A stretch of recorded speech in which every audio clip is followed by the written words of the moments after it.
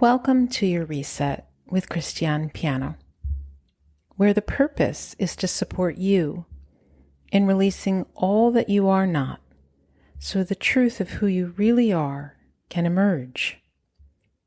This is accomplished through working with the BodyMind from an ontological perspective.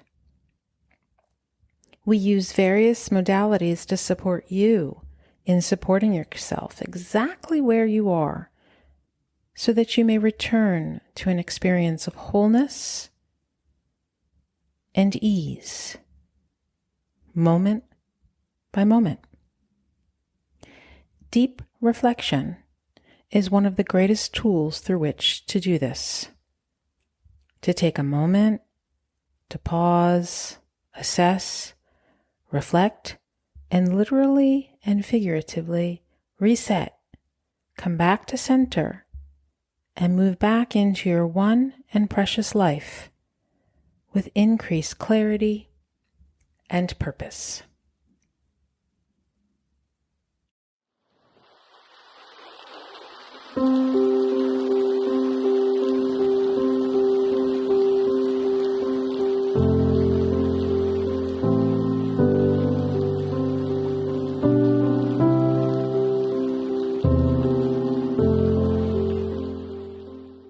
Hello, I'm Christiane Piano, and welcome back to Your Reset Reflections. We are officially in the swing of the holiday season, and if you listen closely, you can already hear the subtle shift in the air. This time of year, with its rapid pace, heightened expectations, and relentless schedules, it's a true crossroads. The way we navigate the next few weeks, the choices we make to pause, to breathe, and to respect what our body needs will powerfully influence what we experience and how we conclude the year. In these moments, we have a clear invitation to lean into self-support or to allow ourselves to be swept into overdrive. I know that the moment I say self-support, your mind might counter with, "I don't have the time for that right now." Most of us feel that intense scarcity, but the reality is we can get creative about how we meet ourselves this season rather than dismissing the possibility of support altogether. And this pressure to maintain the appearance of having it all managed only intensifies when we step into social settings.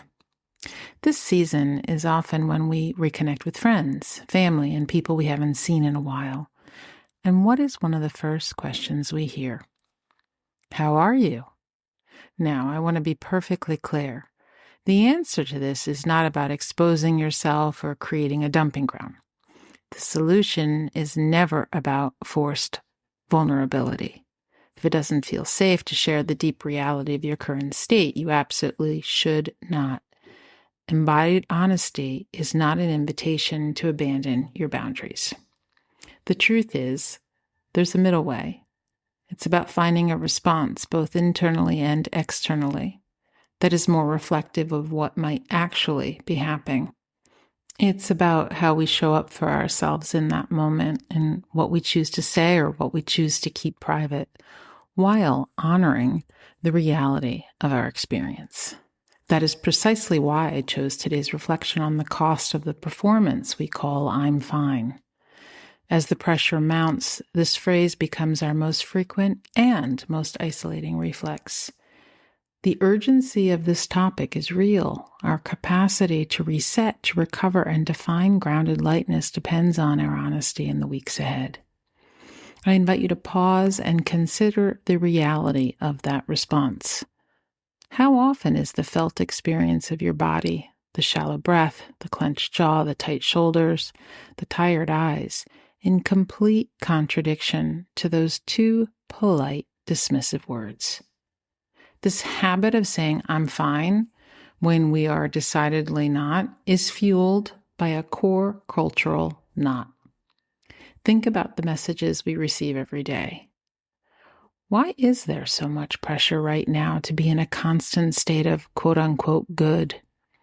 We are living in an era where the wellness industry and messages of personal success frequently equate feeling well with control, peak performance, and immunity. Immunity from death, from despair, from the wild, unpredictable weather of being human. We see this cultural trend marketed as a way to conquer discomfort, to speed up healing, or to eliminate negative feelings entirely. But is that truly resilience? Is chasing immunity helping us integrate the simple fact that pain and discomfort are intrinsic to our human reality? This pressure to always present as controlled and healed is what fuels the performance of I'm fine. But body-mind well-being is not about conquering pain. It's about letting it live beside you without losing yourself. This is the ancient wisdom the mystics understood. It's not about escaping the human condition, but the practice of staying awake while inside it. The internal cost of this performance is immense, and today we'll explore that cost, informed by the profound reality of the human being and the wisdom of existence itself, to discover how embodied honesty is a vital component in stepping back toward flow and your reset. The key to this embodied honesty lies in a single question. When we utter the words, I'm fine, does what we say match up with what is happening for us? If the words and the reality are in alignment, that's powerful. But if they are not, that mismatch is the specific focus of this conversation. The goal is simply congruence.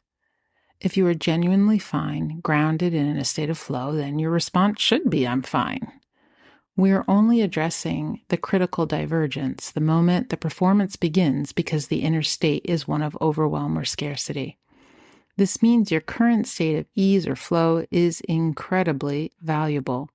It becomes a powerful internal resource, a compass point of settled reality you can use to inform and guide you when navigating moments of difficulty, high stress, or emotional overwhelm. To understand the cost of I'm fine, we need to look directly at how the body manages the experience of overwhelm. In the context of trauma healing, research like that done by Dr. Bessel van der Kolk tells us that pretending to be fine is actually a common coping mechanism. It's a way the mind attempts to shut down overwhelming feelings, but it ultimately leaves us feeling isolated in our pain. It prevents the brain from processing and regulating emotions. So it makes sense that saying I'm fine has become an automatic reflexive response, but part of the growth process, part of your reset, is the unlearning of what feels natural and automatic, especially when that response is ultimately unconstructive and exhausting. We're going to look at this process together.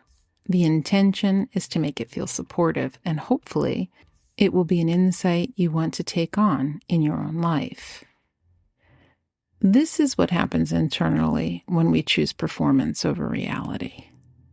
When you suppress your feelings, when you say I'm fine but feel the opposite, your body-mind system is forced to contain that internal conflict. I call this state energetic closure, and internally it feels like a coiled spring, a reservoir of unspent energy and emotion that is constantly ready to snap. Why does this happen? Because your system cannot relax into honesty. You may look outwardly steady and composed, but your body registers the suppressed emotion as a threat. In response, your physiology goes into defense mode. Inside, the heart rate spikes, stress hormones like cortisol rise, and resources are diverted, causing essential functions like digestion to slow. This constant, silent preparation for danger is the hidden immense cost of the I'm fine performance. Your body is communicating the reality of your state all the time through microtensions. The forced positivity is a pretty costume, but the body knows the truth. This constant internal fighting, this performance of composure, is utterly exhausting. We think we're being strong by suppressing, but the wisdom of the body-mind says otherwise. Emotions do not tax the nervous system. Resistance does. Think about complaining. How many of you consciously avoid complaining, perhaps because you don't want to be perceived as negative, demanding, or difficult? Suppressing those feelings activates the same neural circuits as a direct physical threat or danger. This is because the system interprets the internal command to stop feeling or shut up as a hostile action. The body believes it's protecting you from the social threat or rejection, but it ends up trapping the stress inside, often resulting in an elevated pulse beneath that outwardly steady appearance. This is the definition of maintaining a costly facade. The illusion of strength is the weight we carry. Strength is not about controlling or conquering pain. It's about acknowledging the pain and letting it live beside you without losing yourself. This is the crucial pivot, the moment you stop performing positivity and start allowing yourself to experience the reality of your signals. Your body stops fighting you. It exhales. It begins to recalibrate. But what does this persistent performance cost us on a deeper physical level? In part 2, we look at the immense metabolic toll of keeping that coiled spring wound tight. The moment you stop performing positivity and start allowing yourself to experience the reality of your signals, your body stops fighting you. It exhales and begins to recalibrate. This shift is profound, but it often illuminates a confusing inner conflict. Perhaps you have the perfect life on paper, the good job, the family, the nice home, and yet you still feel deeply empty. Where is the space to be real when the external pressure is so high? When you finally pause, what do you say to yourself? This is precisely where the direct physiological cost of always saying I'm fine becomes painfully clear. Let's reframe a common experience. Your fatigue isn't laziness. It's a metabolic burnout. What does that look like inside the body? Your nervous system is literally running on scraps because the chronic stress of performing that facade and resisting your inner reality has hijacked your core energy systems. You are not tired because you lack motivation or discipline. You are tired because your body-mind's physiology has been operating in a state of emergency, a perpetual fight or flight for months or maybe even years. This internal cost is not just a psychological feeling. It is a physiological reality. A body that is constantly defending itself cannot produce stable energy. Chronic stress hijacks your metabolism. It diverts resources away from healing, digestion, and restoration, everything that creates sustainable energy, and redirects them towards survival. This means your system burns through nutrients, hormones, and minerals faster than you can replace them. That's why your fatigue feels like heavy limbs, brain fog, irritability, feeling drained for no reason, or even that confusing sensation of being wired and exhausted at the same time. These aren't personality traits. They are biological consequences of living in survival mode. Living in this state of cortisol dominance forces your body to rely on short-term stress fuel. When those emergency systems finally crash, you're left with nothing but exhaustion. This is critical. This isn't something you can mindset your way out of. You cannot motivate a nervous system that is running on depleted reserves. Your mind can want growth, but your physiology needs recovery. This is why working with the body-mind simultaneously is essential. Integrating and shifting what you work with to support your reset is paramount. We must embrace the distinction between the performance we offer the world and the reality we live in. As Leo Tolstoy said, truth, like gold, is to be obtained not by its growth, but by washing away all that is not gold. The performance of I'm fine is the constant effort of washing away what is gold, your state, your body-mind's core needs. This constant erasure keeps you disconnected from your greatest resource, the present moment. The practice then is naming and owning your internal reality. This involves 2 steps. Number 1, naming, bringing consciousness to the physiological state of your body-mind. Number 2, owning, taking responsibility for this state without judgment. This shift in perspective is not just intellectual, it is one of the fundamental pivot points for your entire reset.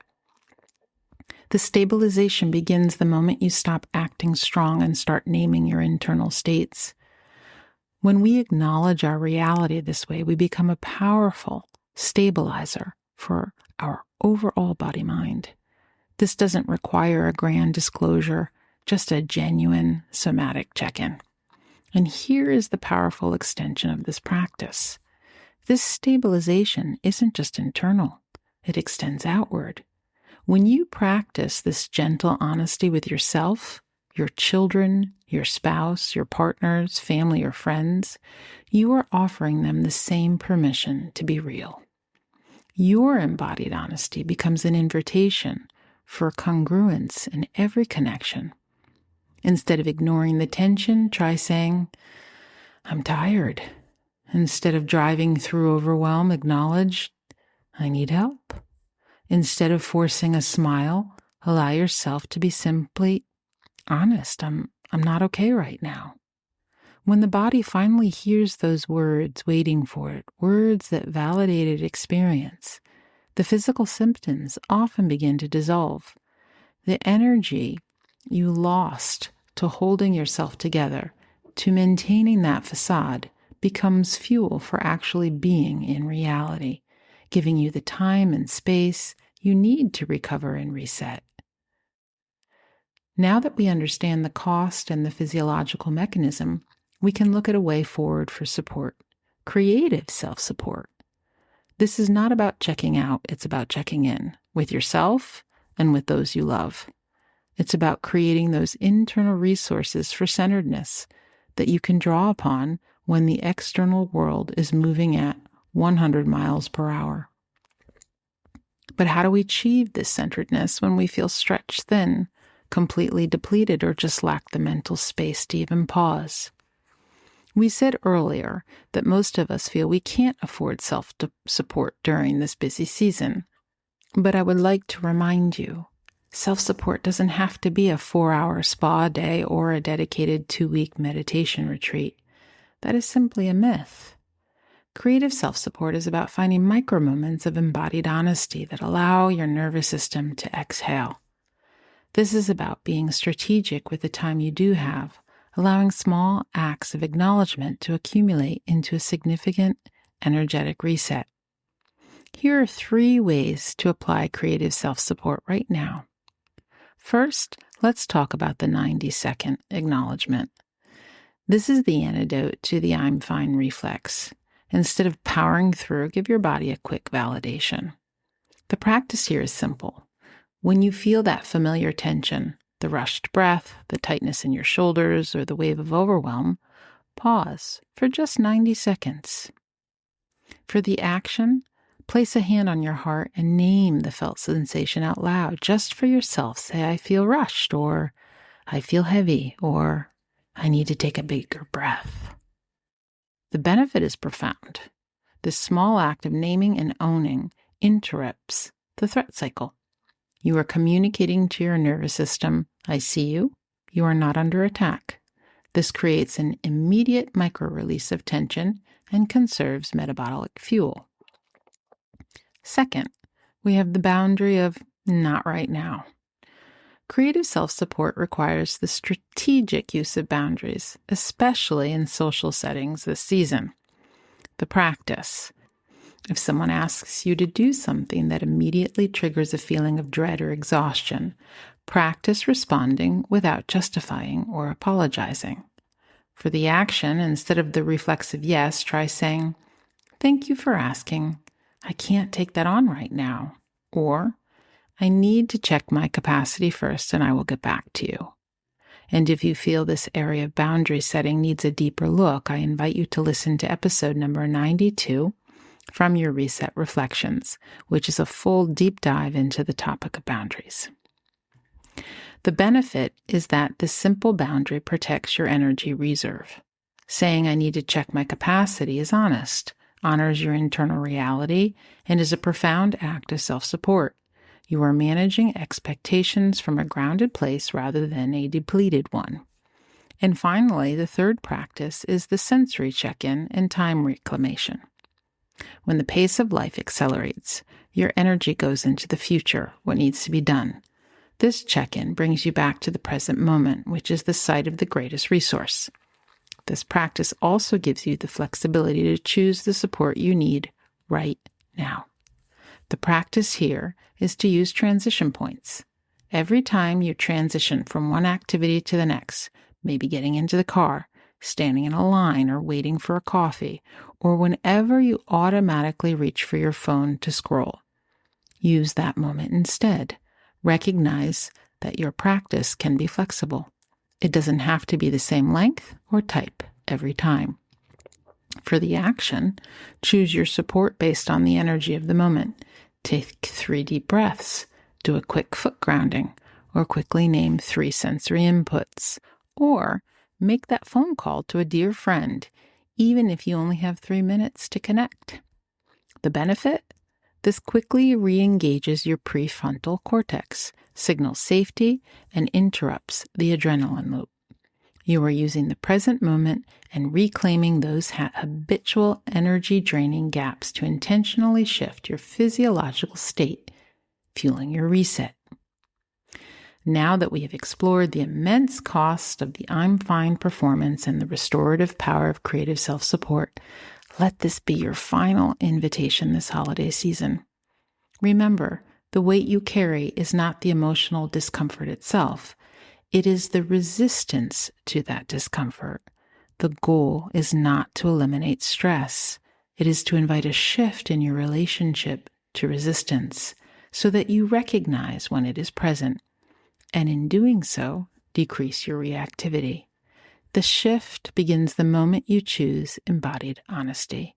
When you can pause, name your internal reality, and honor your needs, even in micro moments, you are activating your intrinsic wisdom and giving your body the metabolic fuel it needs to recover and reset. This is one of the ways to reclaim your power and enter the new year feeling whole rather than depleted. If this idea of working directly with your body-mind for recovery resonates with you, I invite you to explore my YourReset Body-Mind Wellbeing Resource Center. You can find all the resources discussed today, or if you have questions, please reach out for a free 15-minute consult or email me directly at growth@christianepiano.com. Thank you for tuning in today. May something in what you listen to resonate and support you through this demanding season of the year. If you know someone who may benefit from listening to this episode, please feel free to share it. And don't forget to like or follow YourReset Reflections. Until next time.